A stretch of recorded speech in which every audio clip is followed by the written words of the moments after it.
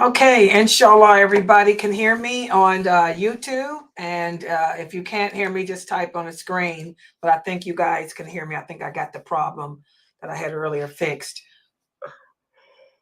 Yes, there's sound there. Okay, thanks. Oh, excuse me. Ina alhamdulillah wa salam ala wa rasulallah. I'd like to welcome everybody to our class of Diluting Wala Wal Bara. Diluting Wala Wal Bara. This has to do with allegiance as Muslims. Our allegiance. Our allegiance should be to Allah, to the Prophet Muhammad sallallahu alaihi wasallam, to the religion of Islam, and to all the Muslims. But something that I notice a lot of Muslims struggle with. A lot of Muslims, I notice, they struggle not so much with wala, but with bara when it comes to other Muslims. And I said that what I was going to do because I was listening to another Daya speak about how this is the problem. That Daya was saying that this is the problem with Muslims today. We have all this wala wal bara with the non-Muslims, but we don't know how to when to implement bara with Muslims. What does that Daya mean by that? What he meant was we are quick as Muslims to disown one another, which the Prophet said this would happen. This is one of the signs of the last hour. He said the later generation of Muslims will divide and fight each other, hurt each other, destroy each other, curse each other, kill each other, and all of that because they won't have they won't live by the concept and principles of that shahada, which includes wala wal bara. So what this person was saying, and I was listening to him, he said, we don't know how to when and how to implement el bara. Either we hate each other to the point where we boycott them, disown them, call them kafirs, slander them, because the person, or we sit there and support them when they doing all kind of wrong. So I said I wanted to ask this question just to see what type of answers I get from you guys.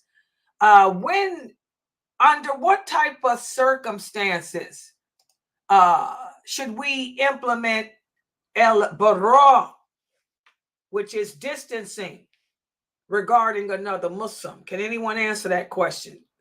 When or under what type of circumstances should we as Muslims implement el bara with other Muslims, with another Muslim? Can anyone answer that? Every Muslim should know that answer. But this Daya was saying most don't, and I believe him. I'm getting ready to put y'all to the test. When should I implement distancing with another Muslim?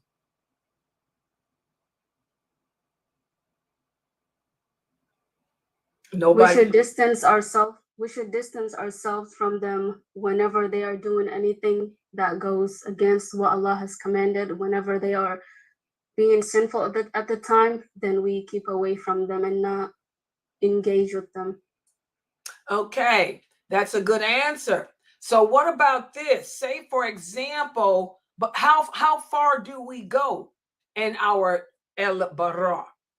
Just because, say, for example, another Muslim that you know of, makes a mistake, they gives an answer to a question that's not correct, to not answer a question, that's a mistake, that's a sin. So do we distance ourselves from them because of that? Do we not have anything to do with that person because they have a wrong idea or a different understanding about a verse of the Quran, or they have a different understanding about a hadith? Do we just say, okay, well, I'm going to do al-bara, this brother or this sister, their understanding of the hadith or their understanding of a verse of the Quran is not correct, so I'm going to do al-bara. How do you handle a situation like that? Can anyone answer?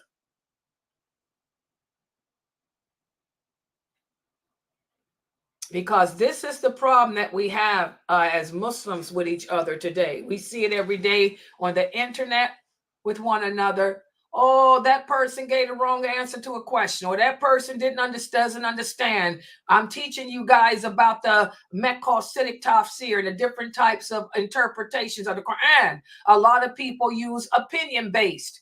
A lot of people interpret, a lot of people who call themselves people of knowledge, they interpret verses of the Quran based on opinion, because that a person's opinion was not correct.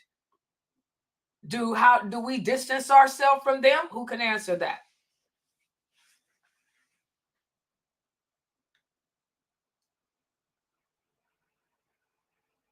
I say we don't distance ourselves from them because for the simple fact that they misunderstand something, because they have to have a teacher in order to be able to teach them that. Okay, that's the teacher. Listen to the question. Okay, because this is the problem. This is everyday, real day. With Muslims, like I said in the beginning, the intro, we don't know how to implement, as this person was saying. We know all about. We have all the wala wal bara towards kafirs, but when it comes to each other, this is where we're falling short. Okay, let's say all these people, like I said, these are people of knowledge. Let's say a person of knowledge. This is a person that claims to know the deen. By the way, most everybody claims to know the deen. So let's just keep it real. This person is a person that other people come to learn a religion from or whatever. Okay. This person gives an interpretation of a meaning of a hadith, or they give an interpretation of the meaning of a verse of the Quran. But because you believe that their interpretation of the meaning is not correct, or let's say even if it is incorrect, how far do we go? What do we do? How do we implement al wala wal bara if we do it at all? That's the question. And this is the problem. Like this famous dyer was saying, if you ask this question to the average Muslim, listen to the answer they give. Now, I said the question. Now let's hear the answer. How far do we go? Or do we go anywhere with allegiance or disassociation? How do we implement it with each other? And this is one of the signs of the last hour. The prophet said we wouldn't know how. And let's see if that hadith is correct, it's true. Anyone?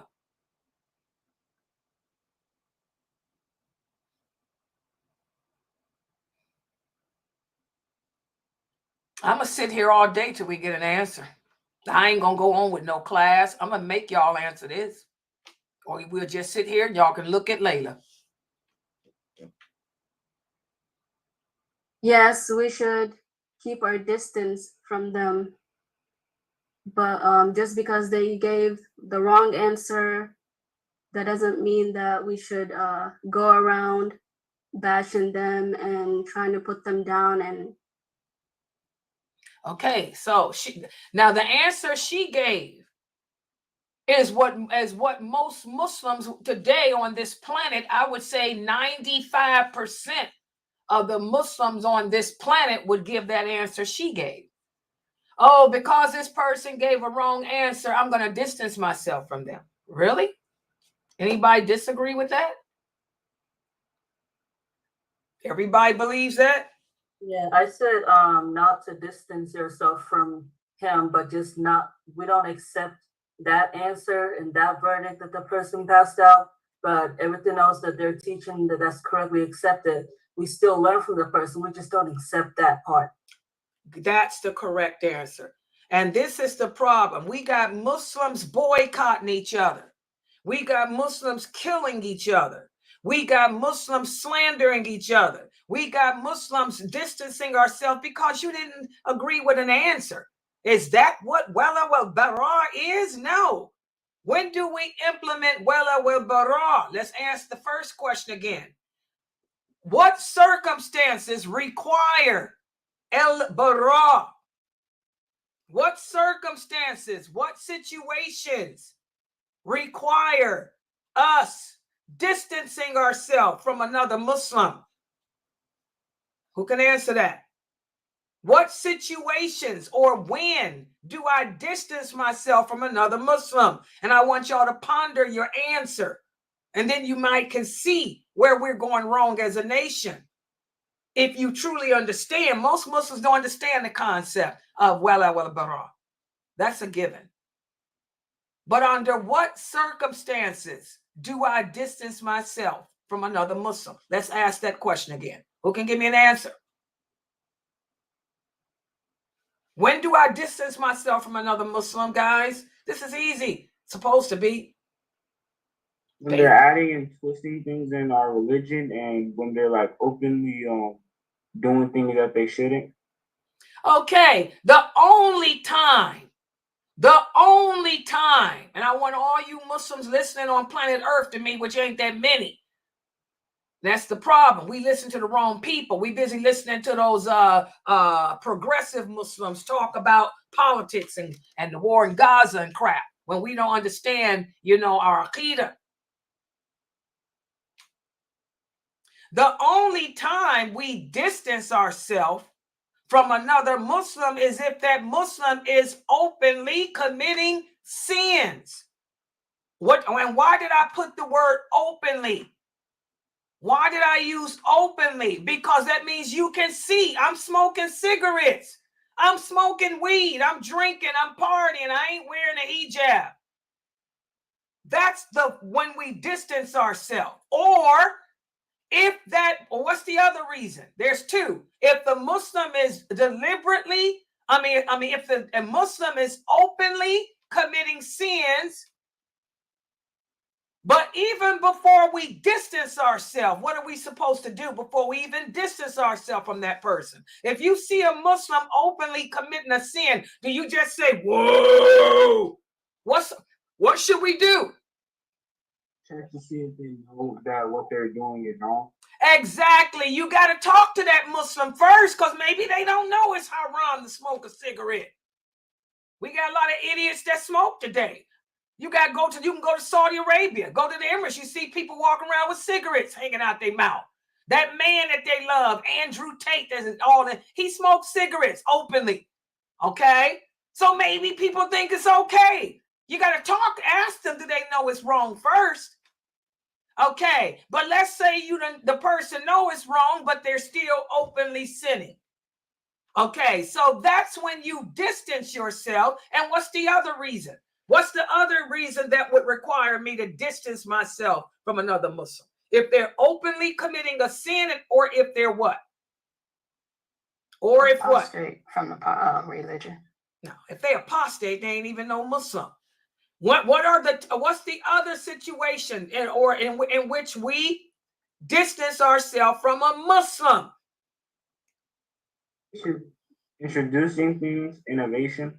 If their Aqidah, good job. If their belief system is corrupted to the point where, like he said, they're innovating and they've been spoken to. They know it's innovative. They've been told it's innovation, but they're still going to twist around in a circle. Or their belief system is contorted to the point where they think a woman can be an imam. Their belief system is messed up to the point where they are supporting LGBTQ. These are all open sins too. But I want y'all to understand Aqidah, belief system. If they're a Shiite, they're sitting around saying, I'm a Muslim, but I'm cursing the Prophet Muhammad's wife. I'm cursing Aisha. I'm speaking badly about Umar. I'm speaking badly about the companions. Oh, El Bara, you distance yourself. Okay? Write that down. Those are the only two instances The person's belief system contradicts the belief system that the Prophet Muhammad came with. And the second one is if they are openly committing sins and they've been told it's a sin, but they continue to do it. That's when we do al-bara with another Muslim. Are there any other instances? Is that all of them? What do y'all think? And so this proves that brother, what that statement that this brother made is correct. He's right. We don't know when the distance. My students don't know, and they come and they're taking this class. The kid knew, but the adults didn't. The little kid knew, but the adults didn't. He's right. And that's the breakdown in this nation. That's why Allah has sent this war to us. So let me ask the question again.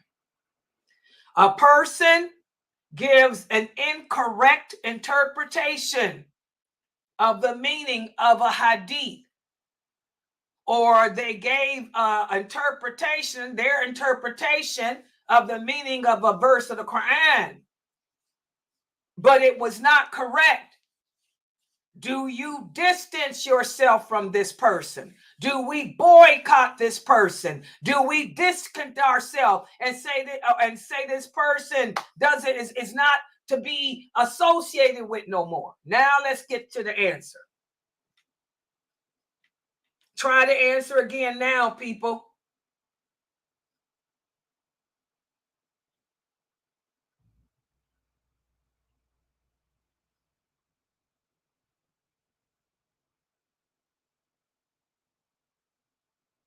Y'all still don't get this, huh? This is too high above your head. It's over your pay grade. Don't answer again for Fame. Anybody else? All these people in the Zoom room, all of y'all are Muslim, born, raised in the USA and all that, and y'all don't understand the concept of Wala Wal Bara. Can nobody answer that question? No, we don't distance ourselves from that person. We just listen to what that person has to say and then just ignore the rest that he has to say. What's good that he has to say, which is correct what he has to say, we listen to it, and what's not, we don't. So we don't boycott him. We don't call him a kafir. We don't even distance ourselves from him unless he intentionally committing a sin openly. Openly committing a sin, or he's bringing innovation. Reducing, yeah. When we say innovation, what's the main point y'all skipping over? I wouldn't say bringing innovation. I'd say to get to the real dirty truth. Unless he's doing what I gave y'all the answer, y'all can't remember it. Unless he's openly committing a sin and he's been told it's a sin, but he's still doing it. And what's the other reason? I just told y'all. The system is corrupted. If Family, don't answer. These people are y'all slow? Hello? Let's open up this Zoom room. I can't get over this. I'm giving the answers and they don't understand. What's wrong with y'all? Y'all see the people in the Zoom room? I'm putting y'all on Front Street. Well, what's the problem? Let's hear the answer. The answer is unless the person's belief system is corrupt, as far as in them knowing what's going on and they choose not. They following their own desire. They following their own hawa. So basically, no, because if you know something is correct and you still not doing it, or bringing innovation to what's going on, then that's when we distance ourselves from it, because you openly sinningly for one, and then you know what you're doing is incorrect for two, and you putting more emphasis or following your own desire. Okay, let's forget innovation, or because y'all don't understand what a corrupt belief system means. What does that mean? So a corrupt belief system is thinking that somebody else have. Y'all don't know what that means. Lord have a mercy. It means when you're wait a minute, this brother I listened to yesterday, God, he was right. Whoa. What is a corrupt belief system, people? What does that mean when y'all hear me say, or y'all hear somebody say their belief system is not correct? What does that mean? He was right. It's tainted. What the heck does that mean? That means it's when I say it's tainted, okay, let me see. So when I say your belief system is incorrect, it's corrupt. So basically if I don't know how to Wow, say it this into brother words. is right. Boy, I'm gonna let y'all know the war is coming. Y'all, any Muslim on this planet that does not think that Allah that is getting ready to send the war, I mean, y'all think it's just over in Gaza? Y'all don't see it spreading everywhere else? We are done. Whoa, I'm shocked. Whoa, he said try it. He said, all you die out there, try it. Ask your so-called students. Oh, God. He was talking to Layla, and he was right. Okay, let's try it again. Someone who's not upon the correct aqidah, the way that the Prophet sallallahu alaihi wasallam. Okay, we're not going to play the Arabic game like he said. And like I say, I don't know what aqidah means. I want y'all to break down in plain, simple English. If a person says, wow, her belief system is not right. What am I saying? Just that's plain English. Wow, Layla, your belief system, something's wrong with your belief system. What am I saying? That you are not believing according to the way the Prophet told us. Like you are refusing part of the deen, or you're not following it exactly the way it was taught to us. Okay, and not just following, but also, let me read what this brother typed. He said it means they are upon other than that which were exactly. He got it right. You know, it ain't about following. This is belief. I believe. That ain't action. There's a difference between belief and action. Action is when you take what you believe and act upon it. Like I'm saying, what is the belief? When I say that your belief system is corrupt, what we're saying is that you don't believe in what Allah said we should believe in. Good job, brother, here. You don't believe in the things that the Prophet Muhammad sallallahu alaihi wasallam said he believed in, or what his companions believed in. You're denying. Good job. Okay, look at the people on Facebook. As Sister Sakina said, you are denying. You don't believe in the rules, the regulations, the laws of Islam. Y'all hear how I'm breaking this down, Mina? This is plain English. I'm denying something that Allah said we're supposed to believe in. Maybe I don't believe that everything was decreed to be. That's not an action, that's belief. I don't believe in predestiny. I don't believe in all the prophets. I believe in some, but not all of them. I don't believe that hijab. There's an example. Look how many Muslim women don't believe that the hijab is an obligation. A lot of these women that look like nuns that y'all listen to on YouTube, they will go so far as to say that there's no verse in the Quran that says a woman has to wear a hijab. That's corrupt aqidah. That's corrupt belief. If you believe la ilaha illallah, that means you believe everything that Allah said to believe in. It ain't about following nothing. This is belief. Everybody understand? So when you hear brothers say that another Muslim's belief system is corrupt, what he's basically telling you is that Muslim is denying. Write it down. That Muslim is denying either one of the articles of faith or one of the laws of Allah, or one of the obligations of Allah or the rules of Allah. Exactly. Do you sisters understand?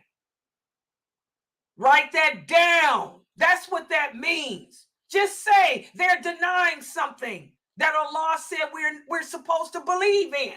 Maybe they don't believe in evil. Look how many Muslims believe that Allah is the creator of good, but not evil. That's why I'm doing that book 1 over again. That's all the first of this series. That's why when we're done with this book, we're going back to get to know your Lord, because y'all got to be reminded of what la ilaha illallah means. That's your belief. You are denying something that Allah said. You're denying something that Allah said. Basically, that's it. And so that's why we don't go around making that statement. Do you young brothers see that that's why you never accuse another Muslim of having a corrupt belief system unless you got proof? Because you're basically saying that that Muslim is not really a Muslim. Y'all get what I'm saying? Is that understood, Umi Barrel? Is that understood, Mina, and everybody else that was answering? Yeah. Yes, Yes, it is. So that's what I mean. I want y'all to look at the meaning of these words in English. Don't try to play no Arabic game. You don't speak no Arabic. Hey, even Arabs don't speak it. They don't know the meaning of these words either, because Arabic words take on 1,000 different meanings, depending on how they use. And we making up a lot of words today. Okay? So, if we understood that, then we wouldn't sit around doing bara or distancing ourselves. The only time you distance yourself from another Muslim is if that Muslim is openly sinning and he knows it's a sin, but he still continues to do it, or if that Muslim's belief system is not correct. What group do we distance ourselves from? This is easy. There's a group of Muslims, a sect that we do distance. We don't even ask questions. We just distance from them. Can anybody answer that question? What group or what sect do we just distance ourselves from automatically? the Shiite, Exactly. And why? because they have a total different belief system than the right one. Why? They hate certain companions like Aisha. All you got to say is that. That's it. That's it. Everybody knows that they don't accept those companions. And what does Allah say in the Quran? Allah say anyone who harms any of my awliya, I will become a ferocious lion against them. That's it. So we don't ask what sect, what group, we just distance. Somebody say they Shiite, I'm sorry. Assalamu alaikum, have a good day. I'm going the opposite way. Because that tells you right there is one group that does accept the companions, but that group is a minority. I ain't going to ask no questions. Just have a good day. I'm going to return the greeting. Wa alaikum salam, and keep it moving. Y'all understand? Okay. So the only 2 instances openly committing sin. What about this? There's a Muslim sister in a community that does not dress properly. She doesn't wear hijab. She also free mixes. The imam has talked to her about it. Everybody knows she's been talked to about it, but she still just, chooses to not dress the way Allah says, and she free mixes. Is this somebody that I would distance myself from? And if so, how should I distance myself?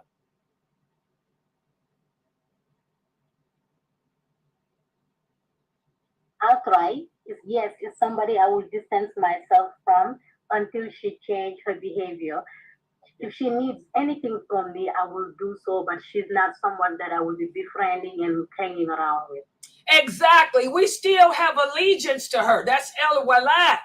Because even though she doesn't wear a hijab, even though she doesn't dress properly, even though she free mixes, the fact that she's never denied that what she's doing is a sin, she's never denied Allah's laws, she's a sinful Muslim.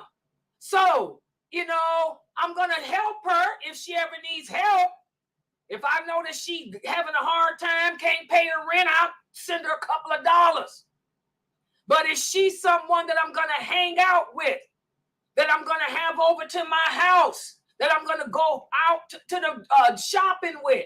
No, because she's openly committing a sin.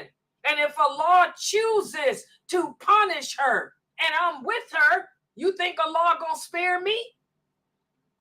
So I distance myself from her on a certain level, not completely, but on a certain level. She won't be invited to my home. I'm not going to hang out with her, but I'll check on her and ask her, hey, you need anything? I'll give her the slimes and all of that. And what about this? Is her blood sacred? Is her honor sacred? Is her property sacred? What about that? Yeah. Yes, all of that is sacred. Exactly. Y'all get it.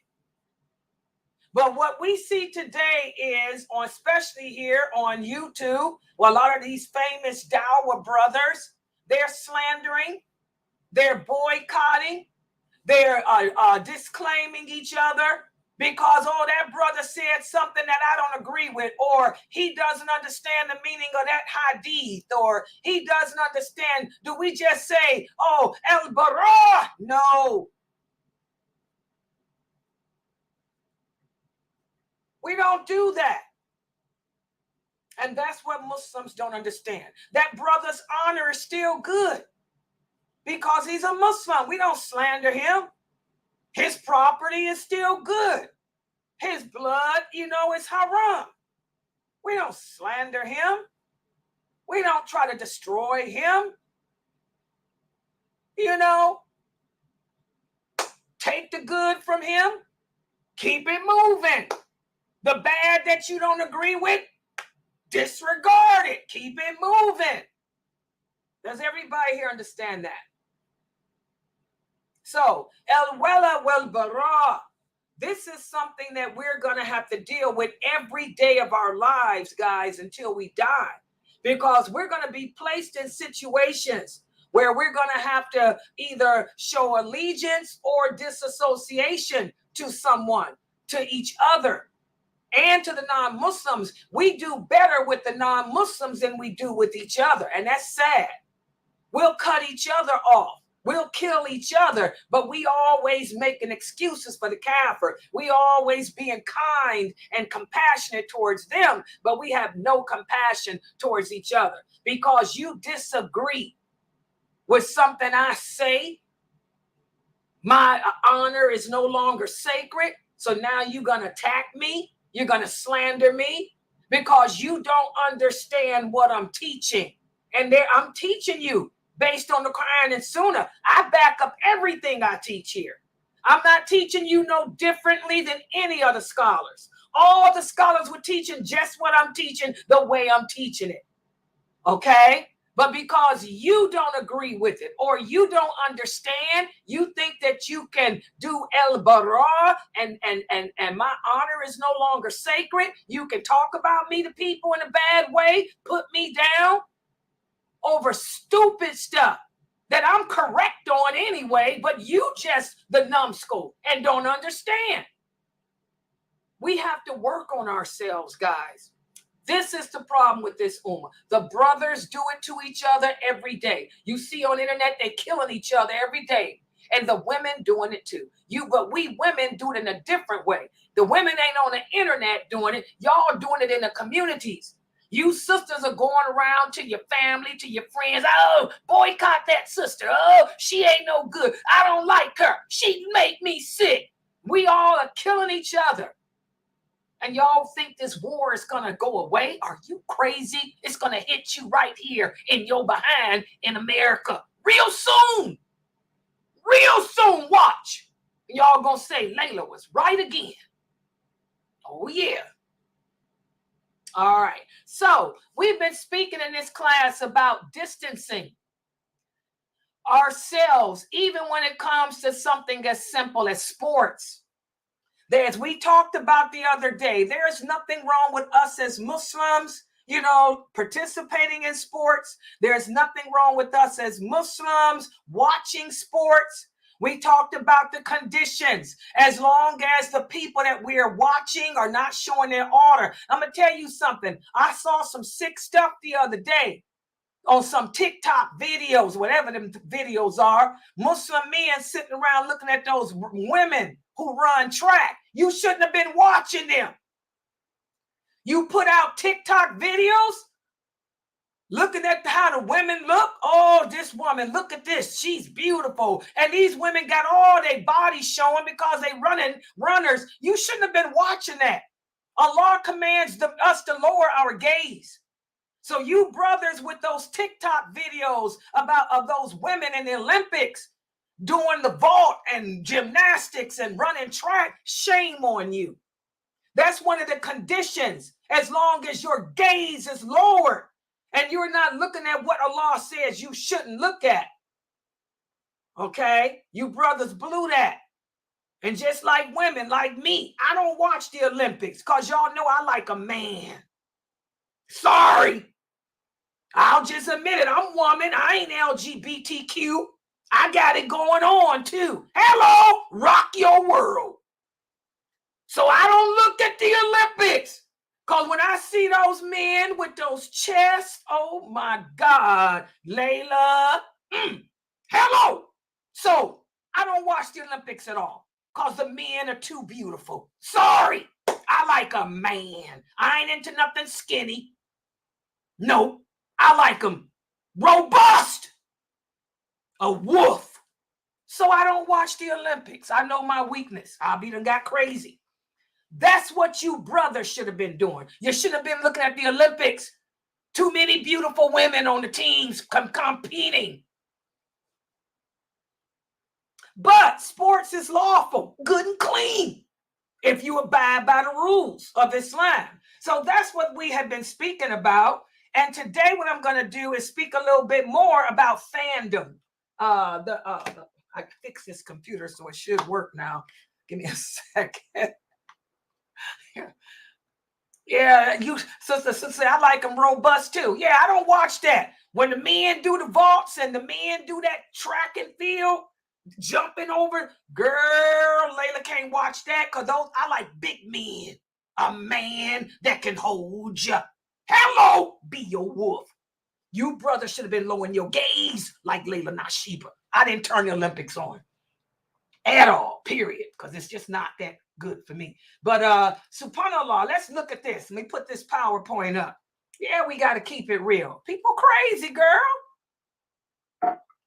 Y'all saw them TikTok videos too of these Muslim men putting out these women. I mean, I'm like, what kind of Muslim brothers are these?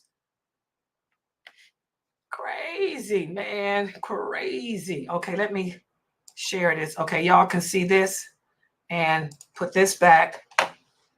Use this mouse here. Yeah, I fixed it from this earlier. Yeah, I like big men. I ain't into no little bitty woman looking dude. So I don't watch the Olympics.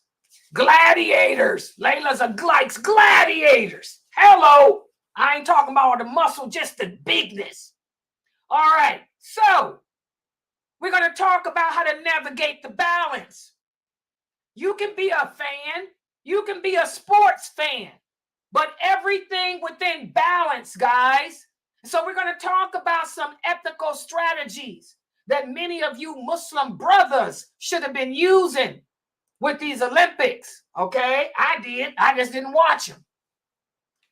The sports realm often poses ethical challenges for the Muslim. Why? Because number one, the way the people are dressed. Those track women look nice. I know they're in shape. They run for a living. That's not what they do. Those men, oh my God, the big guys with the chest and all that going on, they in shape. That's all they do. So it can become a ethical challenge for us. But these are some guidelines that Sheikh Kareem put together that can help us. Number one, be selective. Islam encourages us to recognize the good in others without necessarily endorsing their lifestyle. Say, for example, that field and track woman, the African-American woman who's married to the white a disabled man. A lot of you brothers are posting up videos of her and talk about how good she look, her legs and all of that. You shouldn't have been looking. Okay? Her husband, he's also an Olympic winner. Okay? Look at their lifestyle. If you want to endorse people like that, a man like that, look at their lifestyle. Their lifestyle should be good. We can admire athletes for their talent, their dedication, and their virtues.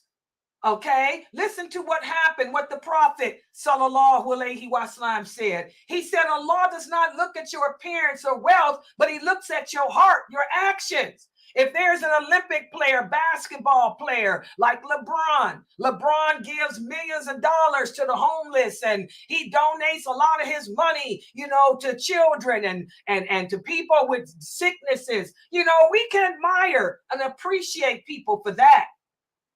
So instead of you brothers focusing on the outer appearance of that African-American woman and her legs, and instead of us focusing on her handsome Caucasian husband, what virtues do they have? Look at their lifestyle. Are they giving back to the community? Focus on the inner virtues of these athletes instead of their external factors. A couple of those handsome men, I don't watch the Olympics because I like a big man. I don't like no skinny man. I don't like no obese man, but I like a man that's got a little stomach and meat on him. Hello? A couple of those men that do that weightlifting, they're known for being racist. Oh, yeah. The German team, there's a couple of those Caucasian men on that German team. And, they good looking too. Blonde, blue-eyed. Hitler would have loved them. Aryan race. But they're known for being racist. So why would you support that?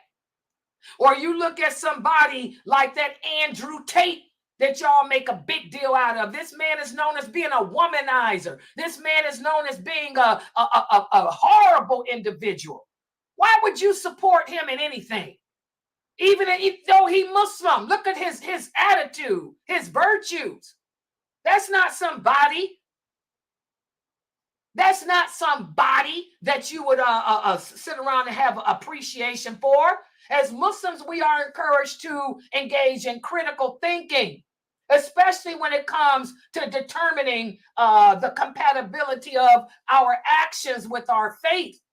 That's why I don't get why these famous personalities are supporting that Andrew Tate dude. He was not even a good person before Islam.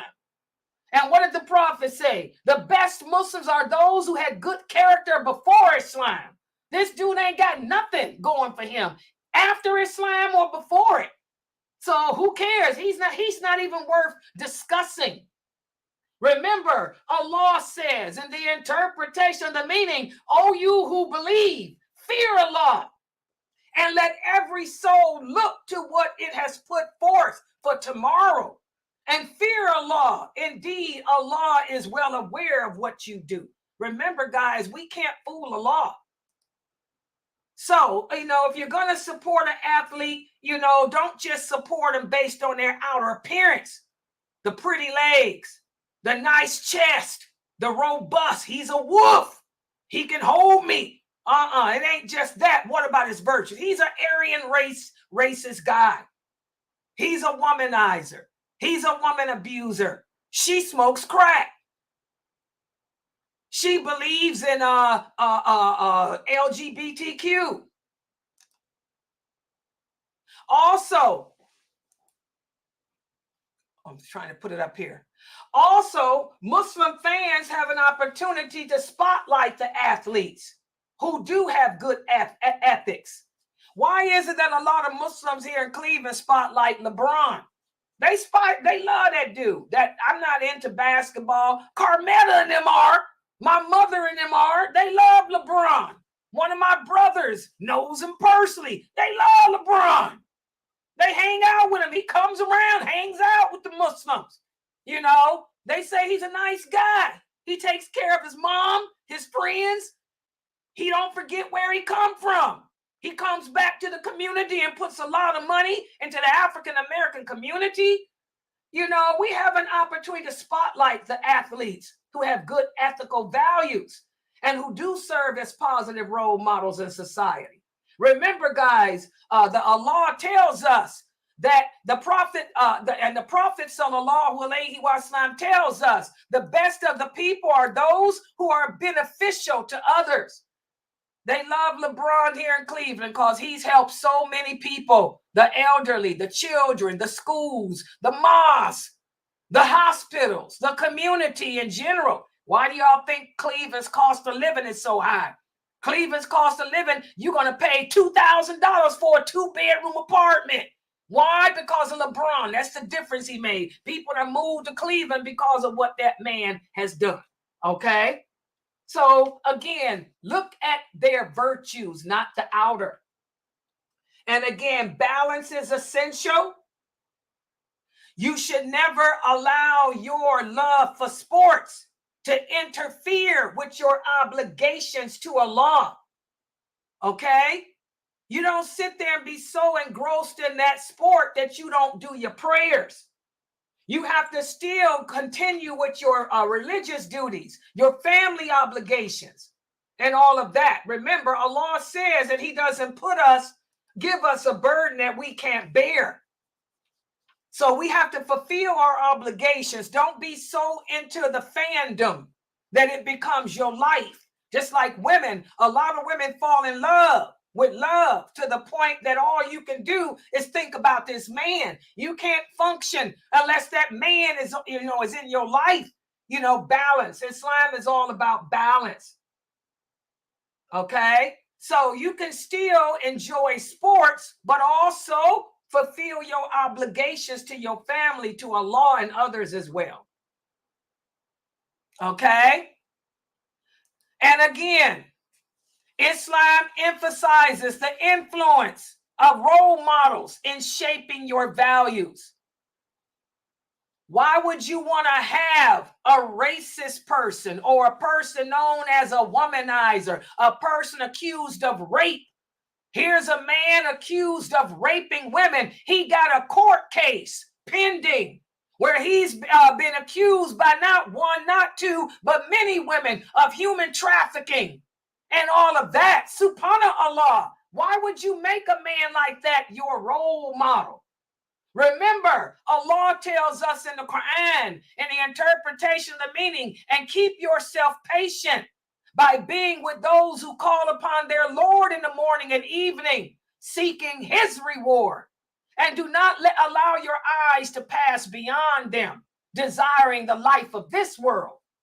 Okay? So again, be careful, be selective in who you choose to be a fan of.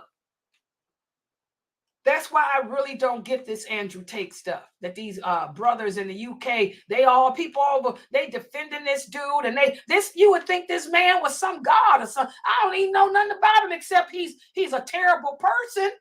All the accusations, I've heard more bad about him than good. Why are the Muslims so concerned with that dude? He ain't nobody. People come and go every day. People take shahada and go out of it. Like this, one of the signs of last hour. You wake up a believer and go to sleep a kafir. You wake up a kafir and a believer. So how is he any different than anyone else? Who cares what he is? The bottom line is, until all his business is settled, until his court cases of human trafficking, of rape, of womanizing is settled, he should be distanced. To be honest, he should be distanced until all the dirt has been cleared up. And he done created more dirt since he's been Muslim. This is not somebody that I'm going to be trying to hang out with. And there's more people that need dawah, who really are seeking dawah. Why are you concerned with him? All the money he got, if he wanted to learn the religion, he can go sit with the king of Saudi and learn it. Hello, and the fame too. Focus on the Muslims that are struggling. Those Muslims who are patient, who call upon their Lord night and morning. Focus on them and leave the celebrities to Allah. Okay? And again, even the athletes who are Muslim, even though sports is their life and career, even they have to still fulfill their obligations to Allah too. And if you do find a Muslim athlete who does that, that's an athlete that you really should fan. Here he is, a Muslim basketball player. Here he is, a Muslim fencing person, and he's seen going to the mosque. He's seen participating at the Eid. Somebody like Kareem Abu, what's his name? My guy. You know, I'm old school. The Lakers. Y'all know the giant. Kareem. The Lakers. He's old school. He's done a lot for the Islamic community out there in California and everywhere else. And he's a Sunni Muslim. You know, Kareem Abdul-Jabbar, that's my dude. I met him in real life when I was younger. He's a nice person. My stepfather used to look like him. I used to say, you look like my stepfather. He's real tall like my brothers. All my brothers are over 6 feet. I got one brother that's 6'6". I said, you look like my brother who's 6'6". Subhanallah.